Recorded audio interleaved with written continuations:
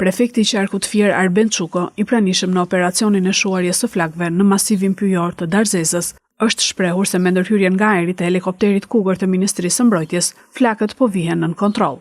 Çuko është shprehur se ende nuk ka të dhëna paraprake për sipërfaqen e dëmtuar, ndërsa ka theksuar se policia e Fierit po punon për zbardhjen e shkaqeve të këtij zjarri masiv. Dëmet nuk janë vlerësuar akoma sa i përket sipërfaqes.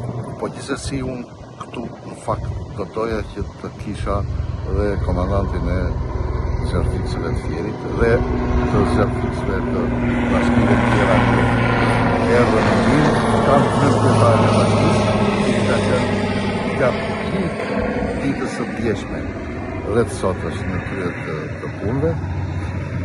Fati i mirë dje ishte që nuk ishte erdhe me ndryrën e fuqishme dhe sakrifikuese të zjarrfikseve dhe me bashkëpunim dhe me bashkitë e tjera, jo vetëm të Fierit, u neutralizuar zjarri i sot nga kushtet e vështira të erës dhe të terrenit zjarrfikset në terren rënor nuk përbaronin dot.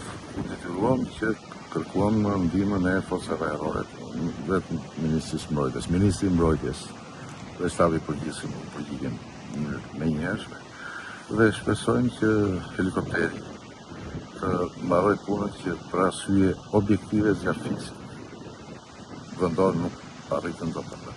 Prej disa ditësh po vijon puna për pastrimin e korridoreve brenda masivit pyjor, ka thënë Çuko, por për masat e zjarrit kanë qenë të mëdha duke vështirësuar hyrjen e mjeteve zjarrfikse. Bashkitë e tjera si Divjaka dhe Lushnja dhe Roskoveci, Ballsi, që kanë zona pyjore në administrim, e ka bërë këtë plan dhe me mjetin që ka siguruar bashkia, ka filluar puna me kohë për të hapur, për të pastruar, se ato janë rrugë tashmë për të pastruar rrugët në parcelat pyjore, në qëllim që të lehtësoj punën e zjarrfikseve.